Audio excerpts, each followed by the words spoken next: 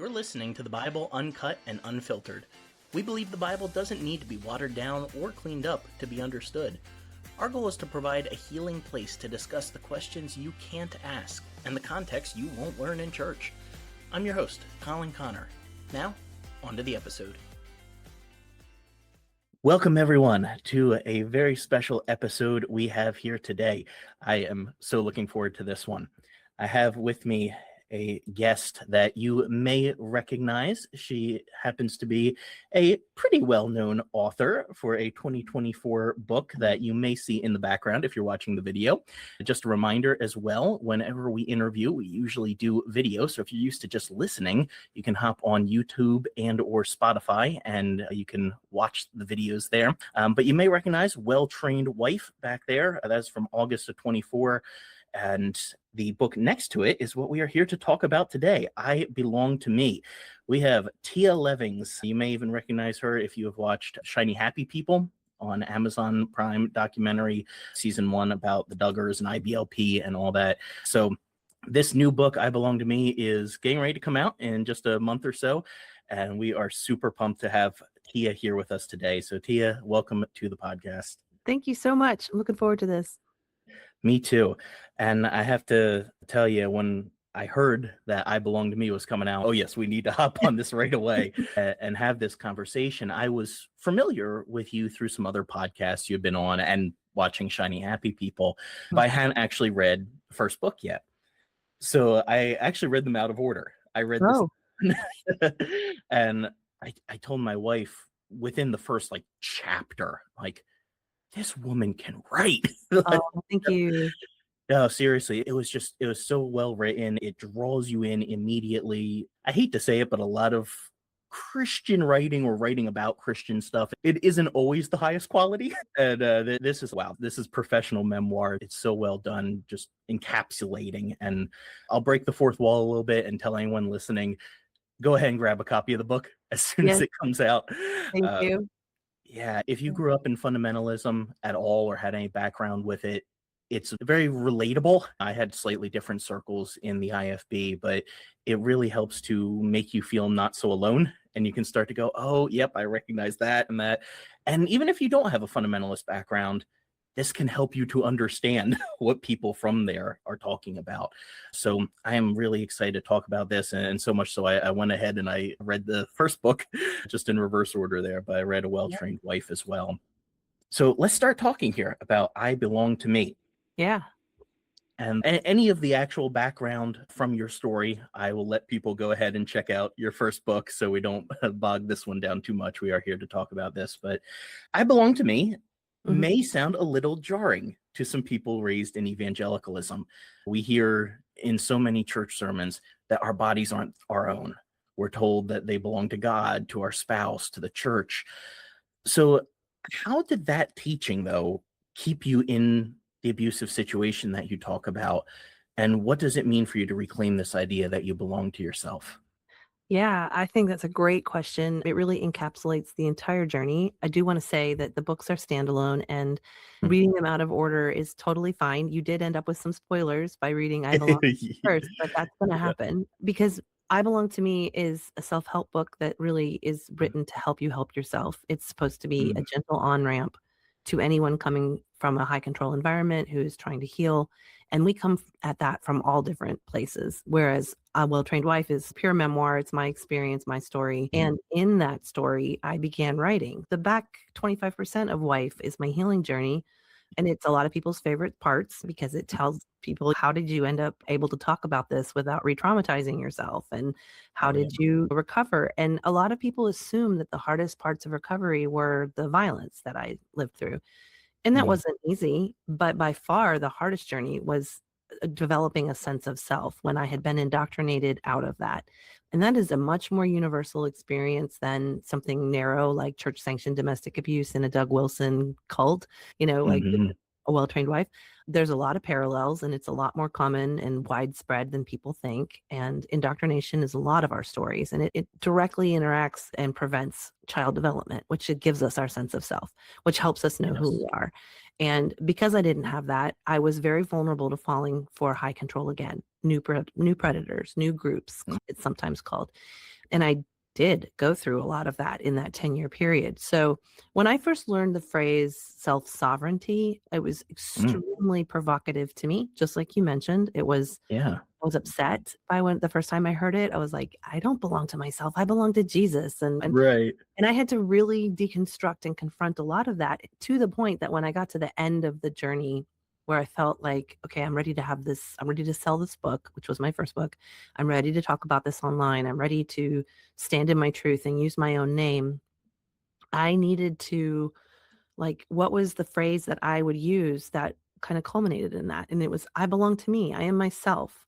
That doesn't mean I don't Mm, have faith, or I don't serve with love, or I don't, any of these things that they tell us when we're coming up in high control religion. But it does mean mhm, that I am my own. My body is my boundary, and I respect that and honor it. And my needs are not going to be consumed and exploited for an ideology.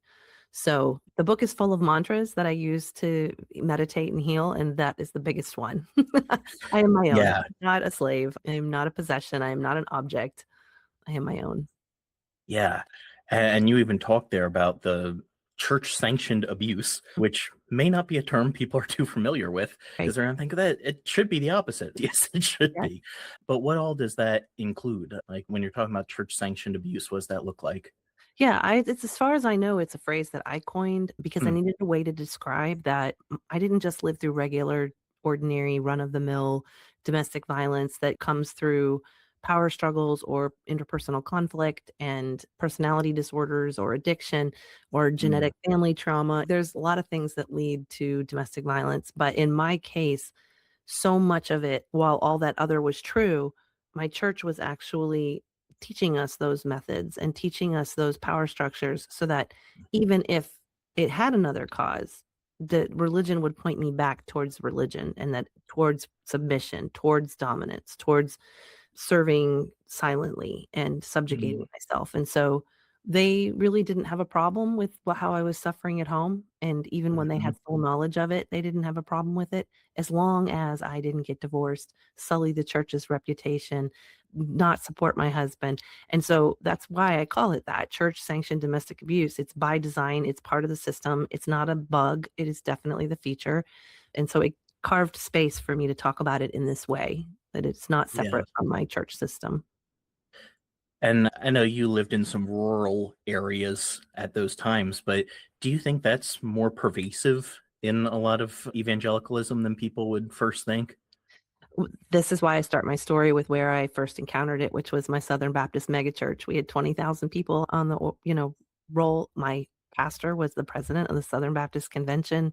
That is where I spent the first 10 years being groomed towards that ideology. So it's Mm, not fringe or remote or unusual.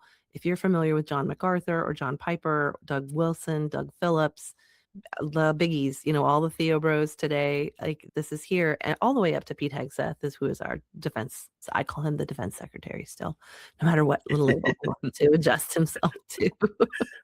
oh, it is all absolutely connected for sure. And it sounds like you're saying too, like the church didn't just allow it, but it kept trying to pull you back into it. Like it That's didn't right. make it easy for you to leave that. And it's almost like how we might hear of women in a domestic abuse situation where it can be hard for them to find a healthier relationship after that sometimes if Mhm. that's what they've known, you can go back to that. But it does the same thing even more so with church, right? It's training you to look for that and think, oh, I just got the exception, I had the Right. bad situation, the next time it'll be better. And it's really the system that's broken. They really do love to point to user error, that it's your fault that it went wrong, that he's Hmm. got a dud husband, like, it couldn't possibly be their fault, and that's just the hill that I will shout from. I'm not gonna die on it. I will shout from that hill and say, "No, actually, there's a pattern here. If you're listening to survivors, we all have similar stories, and we were good. We were ardent believers. We were really trying to do it right, and we Yes. followed that advice. We took it to heart. We lay on our faces before God and asked for guidance, and this is what we got." Yeah. No, you're absolutely right. I just remember when I first started realizing so much abuse happened in church, and my first mindset was always to defend the church. And those are just a few bad examples. And then I think one of the biggest gateways for me was Eric Skorzinski's Preacher Boys. Mhm. podcast, and just the more I listen to him, and I'm like, okay, how many exceptions can there be Right? before it becomes the rule? Thank you. That's exactly Yeah, it. Yeah, exactly yeah. it. As people leave high control religion, you've already touched on this a little bit, but I want to dig in because I think this is really important. You can often start to notice you don't have the identity that you thought you had. It's almost like you're a person who didn't exist in the real world because your identity is defined by this system, and you don't live outside of it. So when you're leaving this and you start to realize that your whole identity, your self-worth, it's all in this old religious structure, how do you even begin to rebuild a new sense of self? Yeah, this is something that I kinda looped back on in recovery because I didn't have language in the beginning to describe what had happened or what was wrong with me or what I was struggling with. And I Mm, knew that I had been a skeptical, curious person my whole life. There had been many times when I questioned what I was in and always got the same confirmation that if I wanted to go outside of that, I was going to be an outsider. I would be cut off. mm, This was a group that required belief for belonging, and there was no step out of the belief in order to still be included. I would be cutting myself off by stepping out. And I was terrified of that for a very long time and didn't know who I was apart from it. Christian label is really strong, and there are so many different ways to be a Christian that it was years before I even dallied with, am I a Christian or not? That wasn't where I started. I started mm, with realizing I was 33 years old. I had just escaped a really violent situation. I had 4 children. People looked at me and they thought they saw an adult. I was being mm. evaluated for custody, and I needed to convince people that I was a capable adult. And I had no idea who I was. I didn't know how to answer basic questions about what I liked, or like a lot of forensic investigation in custody and divorce has to do with personality testing. I couldn't pass personality tests very well. I was afraid to answer the questions honestly. I was afraid I would get in trouble, which is not quite the same thing as not knowing yourself, but it is like there's a lack of full expression and the ability to express yourself as who you are, know that you're safe doing so. And so it was all very challenging. And as I had to deal with shock first. There's a lot of aftermath in I Belong to Me, a lot of Mhm. validation of like how tender you are in those times. You may not have articulated language to describe it right away. And that itself is a tell. Like the fact that you can't articulate it matters. It's a revolution for the process of complex CPTSD and the way that you're putting together what happened to you. I learned all that in hindsight, but it was when I discovered the stages of child development, which there are actually 8 Mm, stages and they go all the way to our deathbed. And I yeah. realized, oh, I'd been indoctrinated. I wasn't allowed to develop most of those phases. And so I wasn't Mm. actually a developed adult when I was 33. Oh, can you explore that a little bit? Maybe Yeah. not go into all 8, but, how did that help you to see that you hadn't developed as much into the adult that you thought you were supposed to be, or thought you were supposed to be? One that got my attention first was adolescence because I knew that the Mm, background I had come from shamed adolescence so much. There was open preaching against being a teenager, and that was the world's expression of young people. But what we really were was training to be an army for God. We were young men and women. We were going to be the breeders and the soldiers for Christ. And oh, so did this was this kind of there were no teenagers yes, until, and I like, the know this is part of your 1900s, background so too. you're This mini is adults? yes. Oh gosh, yeah, I haven't Yeah. heard that in a while, but They okay, yeah, skip the teenage years. They want you to go yes. right from childhood to suddenly you are a sexualized creature. You're gonna get pregnant if you have sex. You're 13 years old and you're Uh-huh. being told all of this stuff and basically prepared for an adult life to foreclose on your future before you know there are even possibilities for it. So that one was the most glaring and obvious, but the stages of development are actually the way our brain develops and the way our nervous system learns to adapt. And I was interfered with as a very young child with that would be where in the fact that I was asked to pray the prayer of salvation as a 4.5-year-old. You're making a spiritual decision for the rest of your life. You're going to decide how you believe about eternity and spirituality with your little baby brain. And you're going to Mhm. decide that for the rest of your life. And then everything that you do after that is got to be shaped around that decision. That is not healthy child development. And so I had known this a little bit from being a mom because I'd had my Mm, 5 kids at that point, and knowing the way children develop and seeing the way their brains developed and realizing, "Oh, hold on a second. Humanity's actually evolved, and we know there are developmental milestones that children are supposed to attain, and mm, high control religion stops those in their tracks." Yes. They start redirecting you on their track. And I wanted to reclaim that. I figured like the brain has elasticity and we have an ability to heal.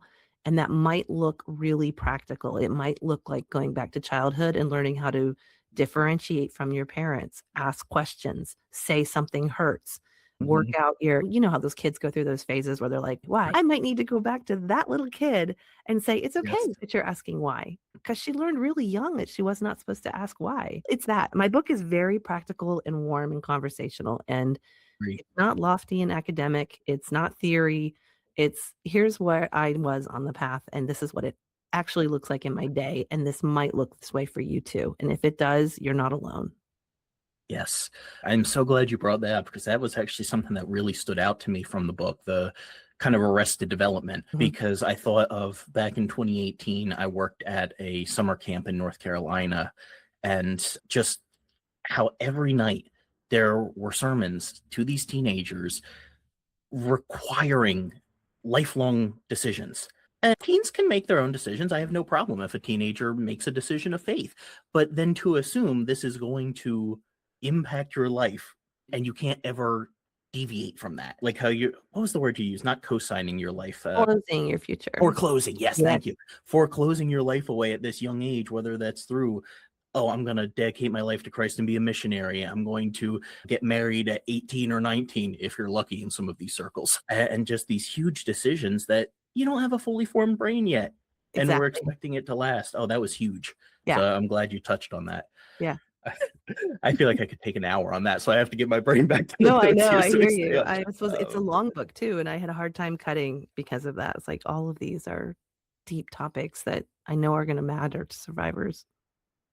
And just another thing that stood out to me, and you touched on this a second ago, was the whole "Who am I?" and I Mhm. can't answer that. In the book, you mentioned, I think it was in "I Belong to Me," not being able to talk about how you were and how you grew up without talking about church. You Right. answered with a place instead of a person, and it just stopped me in my tracks. And that is exactly the kind of answer I would have given for so many Uh, years.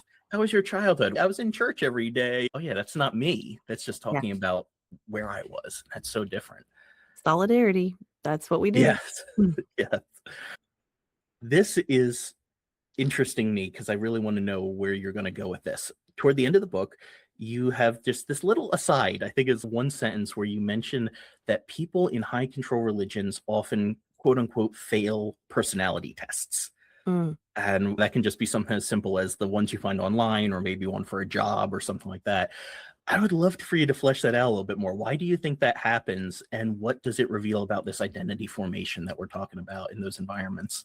Yeah, this goes back. So in A Well-Trained Wife, I talk about this group that I was a part of called the Trapdoor Society, and it was a forum of women self-educating. And there came this point in time where we were really excited about first the Myers-Briggs and then secondly the Enneagram test. And I continued to get different results every time. And I couldn't Mm-hmm. remember what my letters were. And I would have to ask other people, like, what am I again? And the fact that this was happening, I was like, is this my ADHD? Because I knew I had that. I knew that I was, for part of that time, I was grieving and not quite myself, whatever that meant for a long time. And so I just, oh, it's not uncommon for women to like not really pass or know these get consistent answers from these personality tests, and I filed it away. And then that revisited me in recovery years later, mid 2020s, and it was like maybe 2018. So yeah, around there, I noticed I was getting consistent results, but I had to answer honestly. I had to know that I was okay to answer honestly, and I had to accept that Mm-hmm. about myself. And that's when I realized, oh, it's not the personality test's fault. It's not even really my fault. It's that this is revealing I have psychological work to do here. Self-acceptance, self-worth, not shaming myself, not self-gaslighting. I had been doing all of these things in order to be what? The best people pleaser in the planet. That is who Mm-hmm. Tia was. Tia was a fawner and a people pleaser. And so I was always trying to suss out what's the right answer? What are they going to want to say? What is an answer that someone will like? And I was curating myself at this point. I think that's one of the things that this religion teaches us to do. So is that kind of the constantly saying, "Oh, I'm okay," Yeah. when Oh, everything's not okay? yeah. The fine, they are evaluating this as a trauma response. And I'm like, oh, yeah, this is going to hit some people because Like when we say, oh, yeah, I'm fine. We're fine. There's nothing wrong here.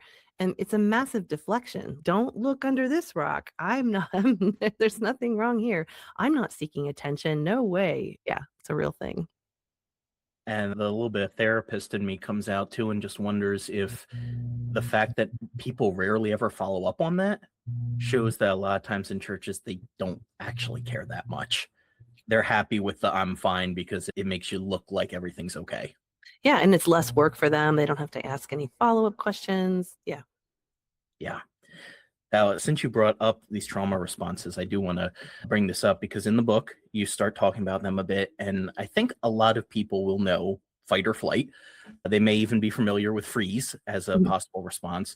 But you mentioned fawning. I think that's a little less familiar. That's where someone survives by appeasing or caretaking the threat. So, what does fawning look like in a religious environment? And why do you think it's so common there?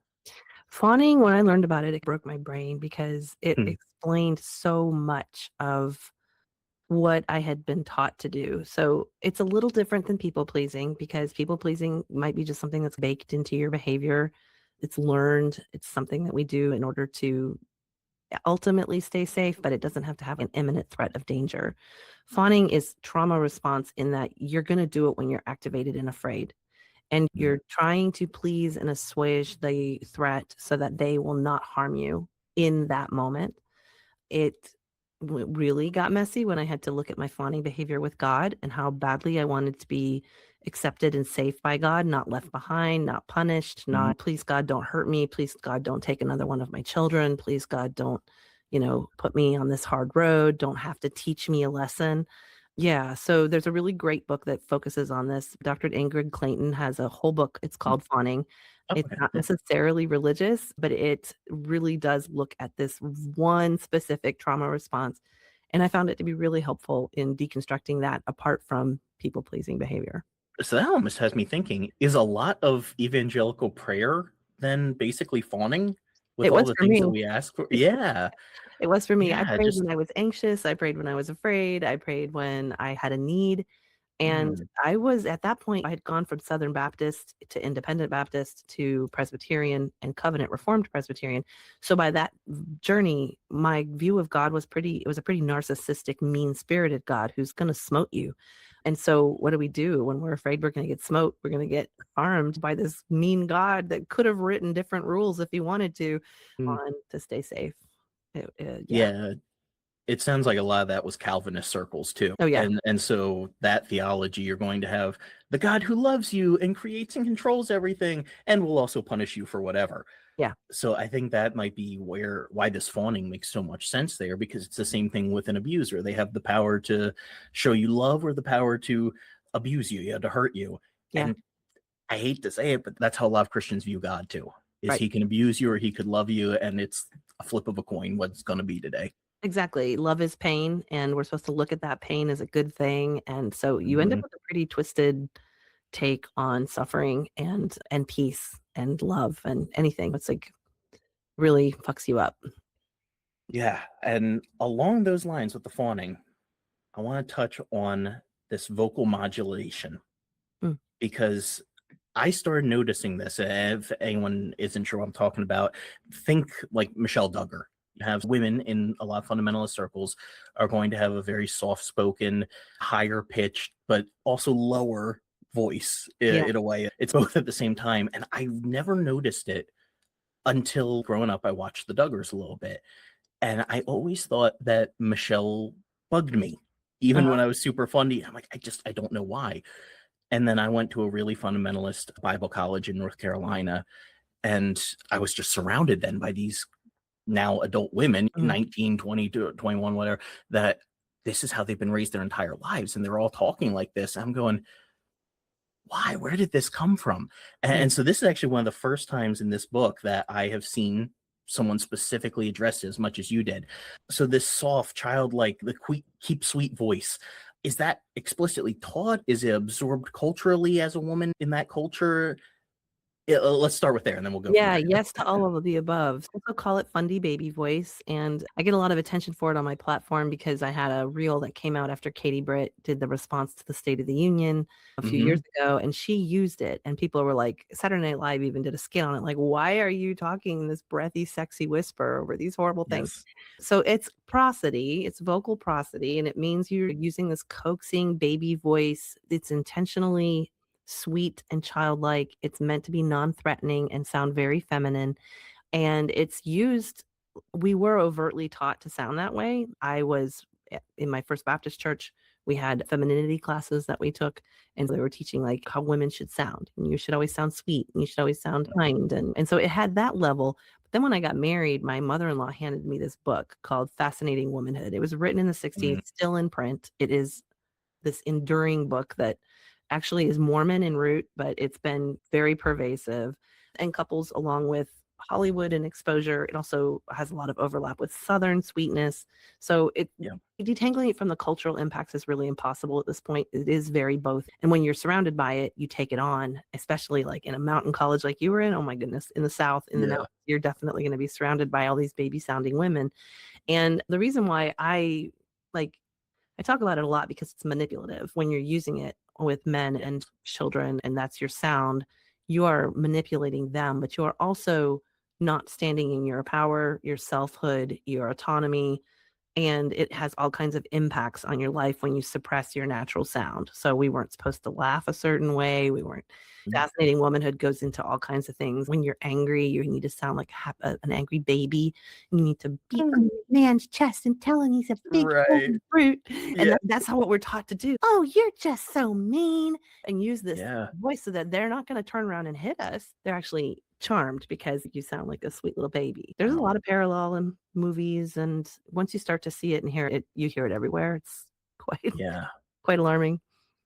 Now, what really bothers me, and I didn't piece this together until reading I Belong to Me, is as you describe that voice both as childish and also as sexual. Yeah. And there is this connection where churches are infantilizing women, but there's also a sexual aspect to it. So how does that connect?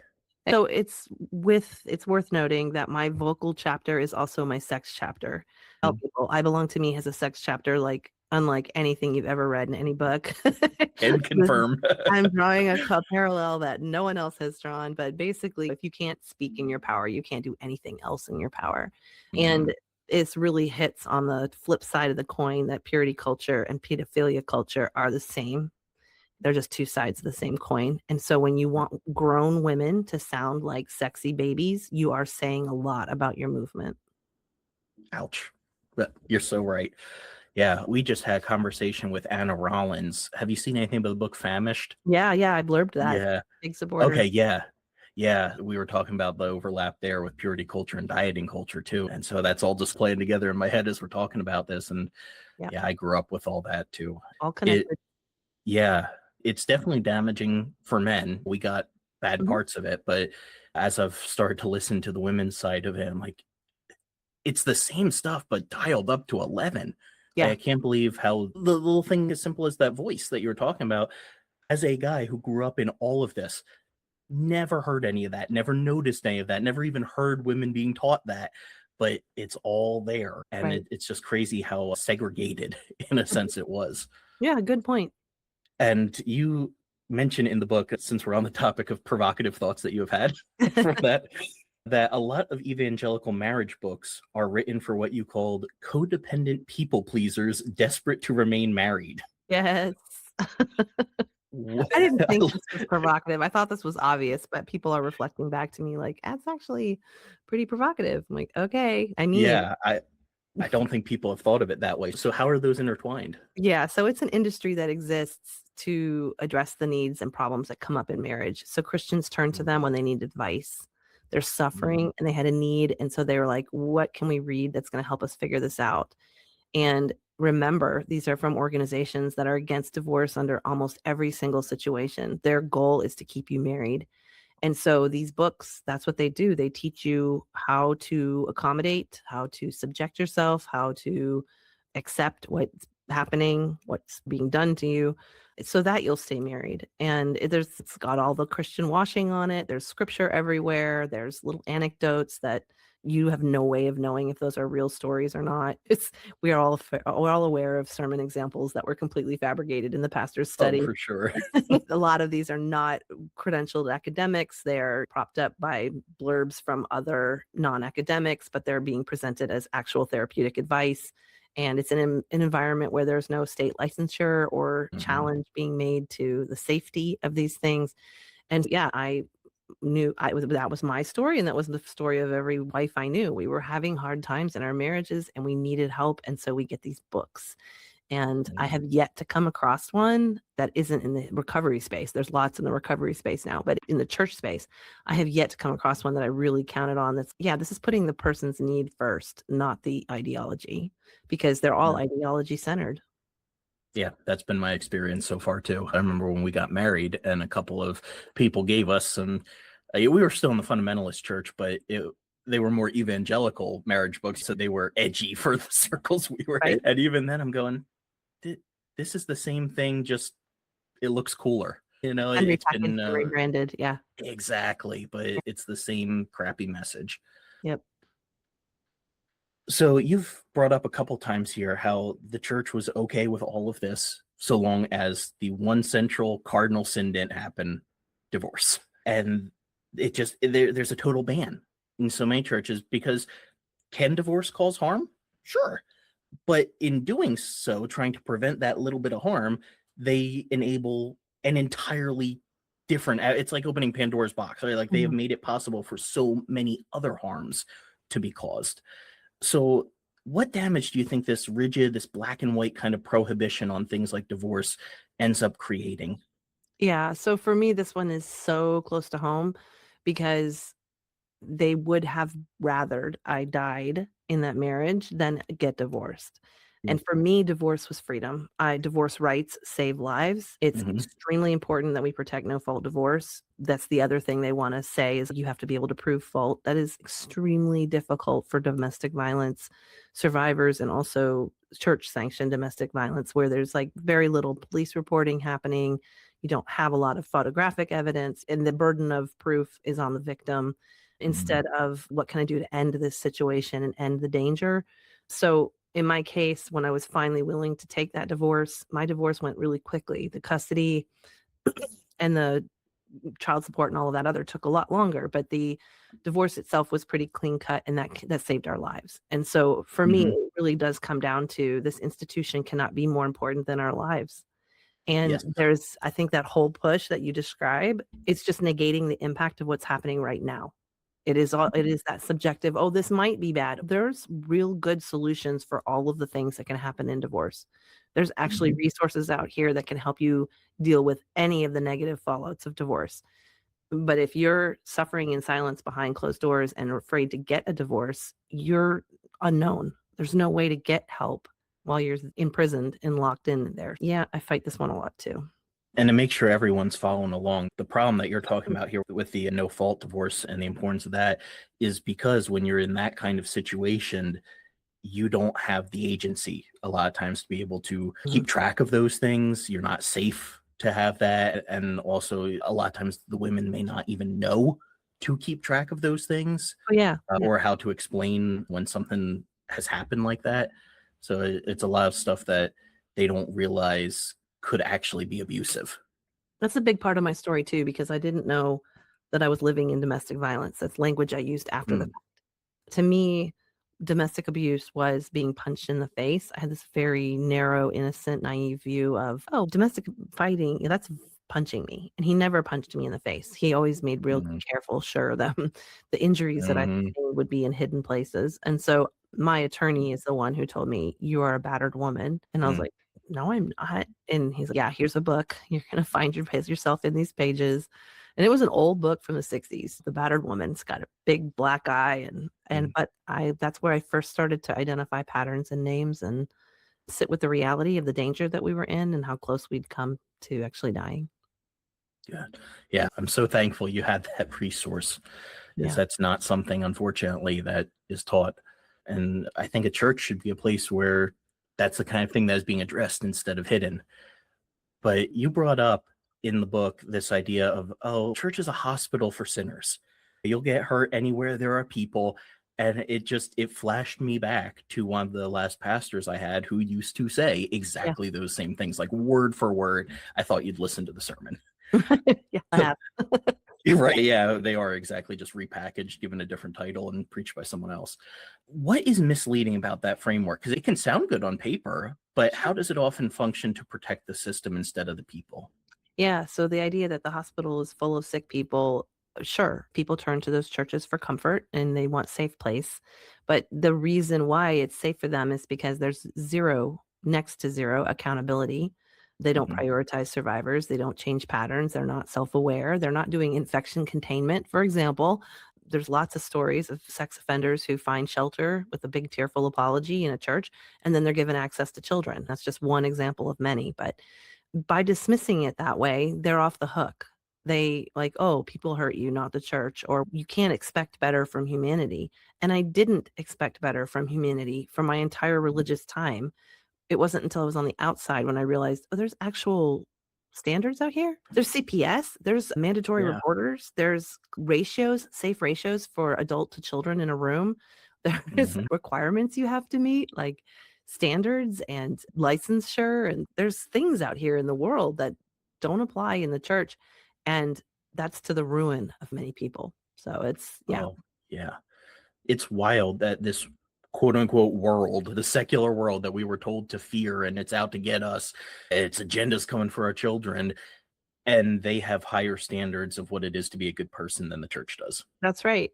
That's right. That's true whether we're talking about the war right now or we're talking about what happened to us as kids. Yeah. One of many things I found fascinating as I was reading through it was how you called out the language that a lot of the preachers in those circles would use and how they would have what you called slurs without using a slur. Yeah. Subtle cues like exaggerated pronunciation when we're on Sodom and Gomorrah and we're talking about the homosexuals, or just the tone when they talk about marginalized groups. So I think for a lot of people, if you have been in that kind of church, you're just used to that Mhm. and you don't even realize the microaggressions that are happening. So do you have any tips for ways that people can start to recognize little red flags like that might go missed?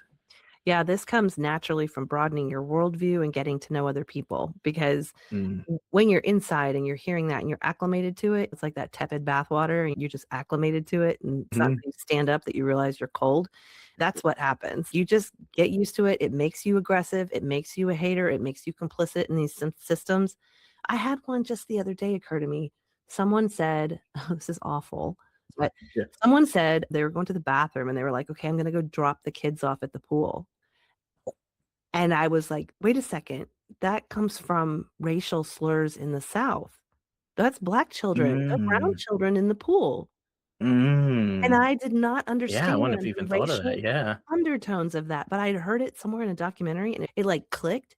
That would have Yeah. never dawned on me unless I was reading voraciously, listening to survivors, listening to intersections of conversations, listening to Black liberation theology, listening to people tell their firsthand experiences of what it's like to be in a racially charged South, knowing that I come from a white supremacist Southern background where these Mhm. things are, quote, unquote, part of my culture, but they're not challenged. And they become part of the things we roll off our tongue. And it's like, that's actually a horrible thing to say. And it has a Mm. horrible story behind it. And I want to be the kind of person who's hearing that, being sensitive to it, and eradicating it from my life. I don't want to Yeah. ever say that again or hear it again. The person who said Yeah. it wasn't meaning anything racist by it, but that's where we're from.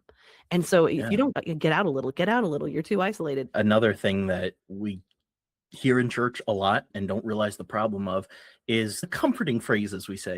It Mhm. could be worse. Yeah. Jesus Ooh, suffered more, but we shouldn't complain. God still has a plan. yeah, And you brought up a very specific term for those, which is spiritual bypassing. that's right. First off, what is that? And Yeah. second, how do those responses actually cause more harm than good? Spiritual bypassing on the whole is anytime a spiritual motivation or explanation is applied to something that's painful or uncomfortable that you would rather not deal with. So you just push it aside, but you do so with a scripture or a justification. And so Mhm. some of the classics are these ones that get you to diminish the size of the harm you're feeling by comparing it to someone else's, or to equalize it and say, everybody does this, everybody feels this. What it does is it dismisses the impact that you're dealing with right now, the pain that you're holding right now. And it teaches people to push it down and aside and avoid.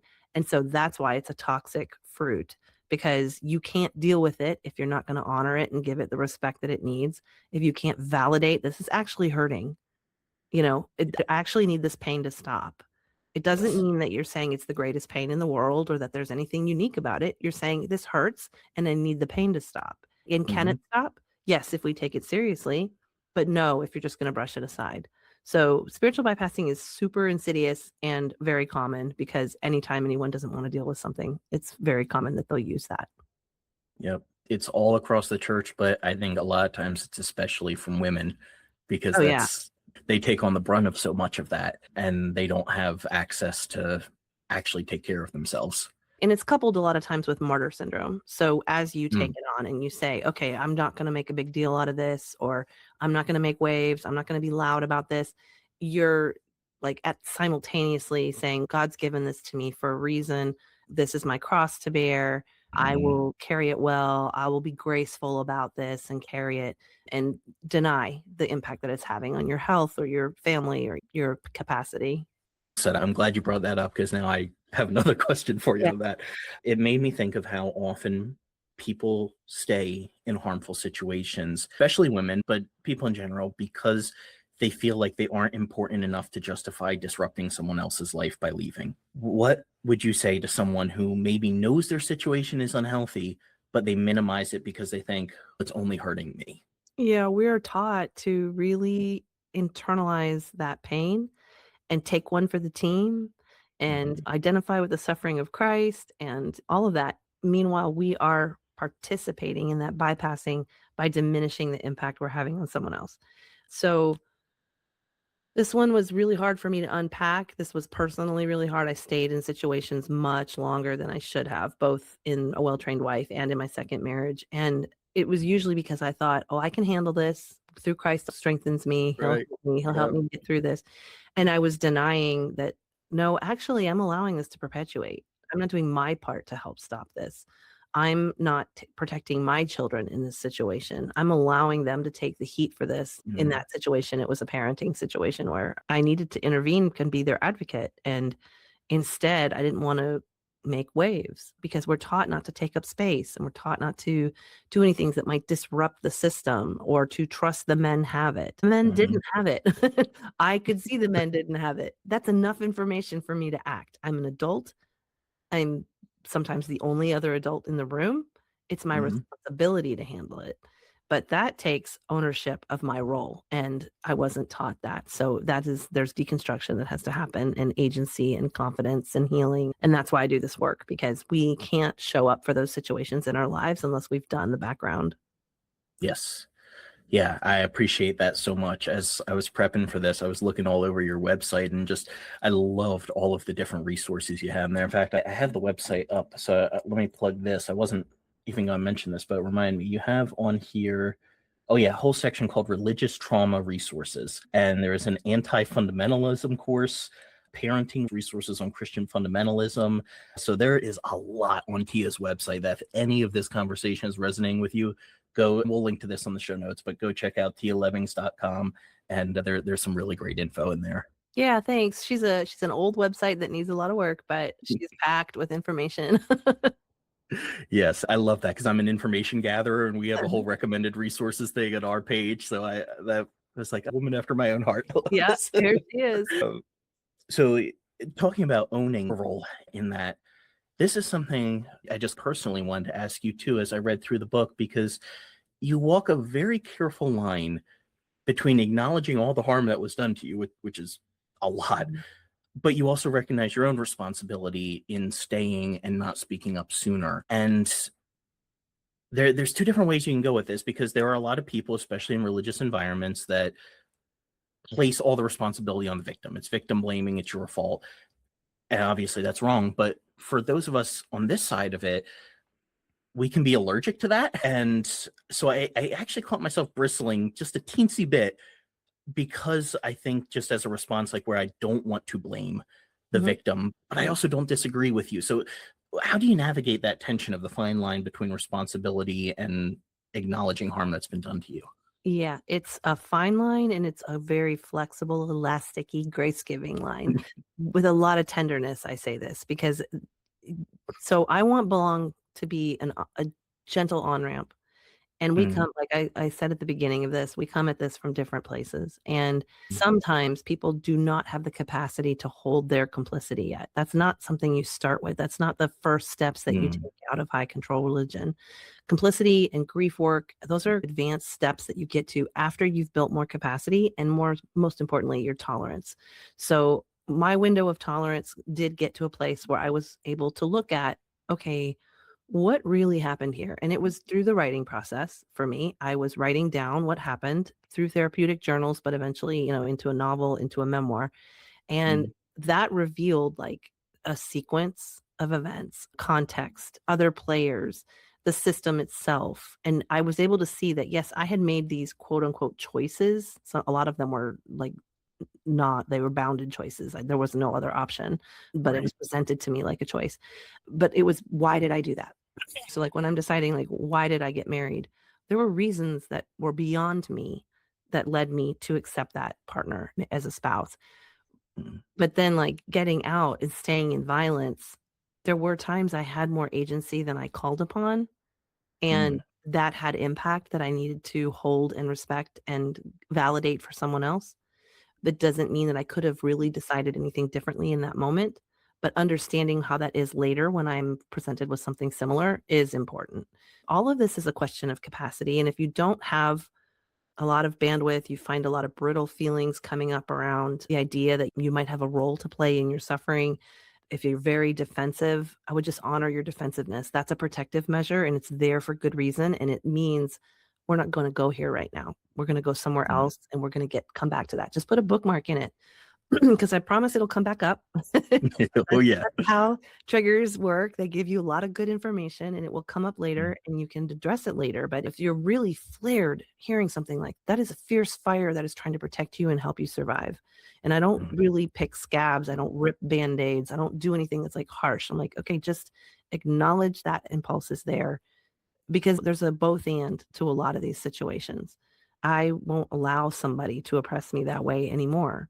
But I didn't start out there and it took me almost 20 years to get there. So nobody leaves their church and then the next day they have the ability to say that's not a realistic expectation. I really hope that Belong comes across as a very patient process book that it's okay. All of this will come to you in its time. And there's no need to like intentionally harm yourself with information that you're not ready to hold. Thank you for clarifying that. Yeah, I find that helpful because I think just the fundamentalist that's still in my head has this sure. drive to be like, oh, this is what we need to do. Okay, we need to do it now. Uh-huh, It can be right. hard to pause and recognize I'm a very the funny stage of person life in you're my in. heart. I love a good step formula. I love a good give me the process, give me the recipe. I will follow it. I will do the most amazing job you've ever seen of following this Yes. process, and I will turn it out on time, probably early, and I can be very like dogmatic and rigid in my personality if I'm not careful about that. And it shows up in all kinds of things that aren't religious at all. Just knowing that's part of my character. It's because rigid binaries are very comforting. We find a lot Yeah. of I just heard it today earlier this morning in an interview. Someone said a clear sense of right and wrong. And I was like, who doesn't love a clear sense of right and wrong? Give me that this or that. Oh, that's so nice. I don't have to deal with nuance or shades of gray or anything that's inconvenient or an outlier. I can just have this clear sense of right or wrong. We love it. We love it as human beings, but it doesn't really help us become more colorful or gracious or patient or healed. That reminds me of a framework I've heard from a few different people. I don't remember who it originated with. I feel like maybe it was Scott McKnight, but I could be wrong. I can look into it. But it's like different stages of faith that begin with simplicity, then it goes into complexity, perplexity, and harmony. And Hmm. so often we stick in that simplicity because it's so easy to follow the rules. It's that black and white, good and evil. Oh, it didn't work out. Well, I must have sinned, or God's testing me, Yeah, and it see? doesn't allow for It's the easy. I mean, yeah. that's what gives me a lot of compassion for fundamentalists because I Mm. understand why it's attractive. I know why you Mhm. want it. Yeah. And that makes me think too of how in the book you called religious comfort and religious trauma two sides of the same coin. Yes, for me, they have definitely been, and I know that I hear this reflected in a lot of survivors.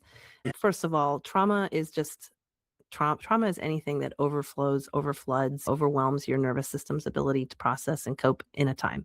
And what's traumatic to one person may not be traumatic to another, and you can experience the same thing. So there's some individuality to it. And then there are some things that we're like, if somebody makes it through without being traumatized, that's really amazing. They processed in live time, like that. It's Mm, rare in some situations, but religious trauma is just trauma that has religion attached to it or a religious justification attached to it. And when you're in that system, we're told, turn to Jesus for your pain, turn to your church for comfort, turn to your church for belonging. And if that is the source of that's hurting you, that can get very twisted and upside down very quickly. You're turning to Stockholm syndrome. You're turning to your abuser and your traumatizer for comfort. And eventually you find out you're like barking up the wrong tree. They're never really going to help me because their interest is somewhere else. It's not in your individual strength and healing. and it made me think too of how I think that could be part of the problem of why it's so hard to talk sometimes with those same people once you've left the circle, because the things that they hear every week that now is triggering to you, that you're realizing all of the damage behind those words, they're hearing it as comfort Yeah. Yeah. because And like it you takes on a can't different hate on meaning. their I don't want to what is that saying? Yuck your yum. No. Yeah, don't yuck Yeah. somebody's yum. Yeah. That's where system harm comes in. If they're finding that yummy, there's a problem. Mm, This is why we aren't just like being like in a bipartisan congregation used to mean one thing, but now that's MAGA. And they're like tractable harm that we can say this is coming from that. So it's not so easy to be pluralistic with somebody who has different political views anymore. So yeah, I mean, knowing how to respect where someone is on the journey and call out the harm of it or leave space for the harm of it is challenging sometimes. That's where you need some of your bouncy, flexy boundaries and the ability to not be brittle because they have to get where they're getting. One of the most frustrating things in the world, I know this is for a lot of survivors, they want like the clean sweep wake up. Let everybody wake up at once from their cult programming. And that's right. not how it works. It's very individual. We have to wait on those. Each individual has to have their own wake up call.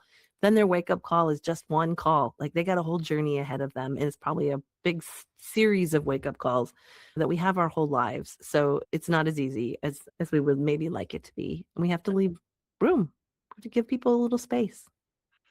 Just like we needed. Yep, exactly. Yeah. And I It's know easy it's to forget that. frustrating. I know it's frustrating. Yeah, get it. In the book, you give a little bit of a different presentation of Lot's wife than I think Oh, a yes, lot of I people do. have heard in church. And we do dig into the Bible here. I get into all kinds of nerdy stuff with ancient Near Eastern history. But I'd love to hear, what other stories of biblical women do you think deserve some serious recontextualization? Probably all of them. Yeah, Probably I all of thought that them. might be your answer. Yeah. I don't think any of them have fair representation. Most of them don't have Mm, names. They're used as tropes. They're objectified. They don't like I am still really bitter that there's not a Gospel of Mary with a Bethlehem story, even from her own point of view. I would like right. more details. And there's lots of like, we do have more books that weren't included. There's conversations around that stuff. But sometimes just taking the KJV for its plain word is enough to poke holes in the story. And that's what I do with Lot and Lot's wife. And Job's wife, I think is the other one that's in there too that I pick Mm. at. And yeah, it's just like, wait a second. The way it's presented by itself doesn't even have consistency. So let's look at that. Yeah. I liked how you drew on some traditions to give those women names, like even when you were talking about Potiphar's wife and Joseph. And I appreciated being able to have a name with it. Yeah. And it makes you see people that were invisible a lot of times the way we've read them in evangelicalism. Yeah. And if they were real, then they were women with names and they Yes. deserve to be represented fairly. Well said. One last thought here as we have talked through all of this. I have noticed that over the last several years, Christian deconstruction community is growing, and a lot of churches are starting to accept parts of it. I think just because they have to. They realize this is the only way we can keep from hemorrhaging too much. But it has to lead back to reconstruction. Mm-hmm. You can't just stop there. But the end of your book, you very specifically say that you chose not to rebuild another system. So for you, why was walking away more honest than trying to reconstruct what you had before? Yeah. So even in the question, there's a little like challenge because no one knows what I walked away or if I walked away. What I did say was I'm not reconstructing another system. I will never Fair. again Yeah. belong to a group that requires my belief in order to be there. I will never support an ideology over the humans that are part of it, that the people come first for me. But I keep my spirituality really private on purpose, Mhm. explain all of that in the book. But I really think that it's important that when you've spent so much energy deconstructing, that you not necessarily erect and re-replicate. And if you feel a need to have that external structure supporting you, that perhaps you haven't done enough work with your internal structure.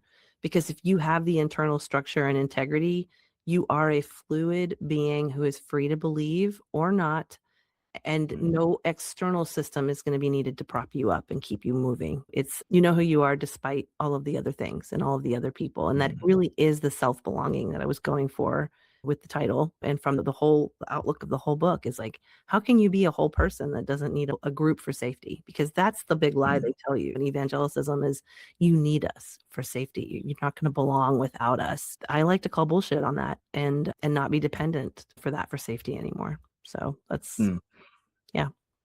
I appreciate it, and thank you for correcting me there too, because Oh, no, it I was like gently, you know? I liked how that was in the book too, of having kind of a private faith because of how public we always had to be. Be ready always to give an answer for your faith. And I think one of the best pieces of advice I ever heard in the church, it was actually from a pastor's wife, was you don't ever have to give a reason to anyone for what you're doing. Exactly. I don't know anybody an explanation, but Yes. I understand why people are curious and that it's that need for them to know. So, for example, Christians are very invested in only listening to other Christians. And so they want to know my beliefs from the outset to decide if I'm a safe Hmm. person to listen to. And Yes. I want them to know for themselves that they can take what they like and leave the rest. I'm not trying to convert or guru anybody. If my stuff's not helpful for you, it's okay. Scroll on. But I'm not going to label myself in order to give you some sort of supposed pseudo comfort that doesn't really exist. Mm. Well said.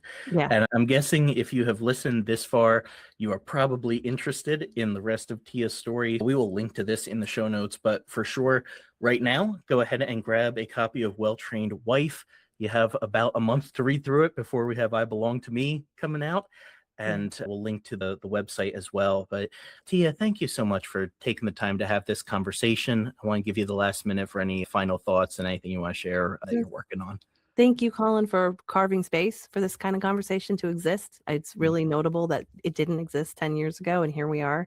So I'm really Yes. grateful for that. Thank you for your work, and thank you for the opportunity. And I'm at Tia Levings Writer on all the platforms. It's really easy to find me. Sounds good. All right. Thank you, Tia, for joining us, and we will see you all next week. Thank you. You've been listening to the Bible Uncut and Unfiltered. We hope we provided a healing place to discuss the questions you can't ask and the context you won't learn in church. If you enjoyed the podcast, would you take a minute to share it with a friend? You could also rate and review on your podcast app. If you'd like to donate to keep our work going, you can go to our website, thebibleuncut.com, and click on the Support Us tab. While you're there, check out the recommended resources and blog where we post show notes and other articles. Thanks for listening. We'll see you next week.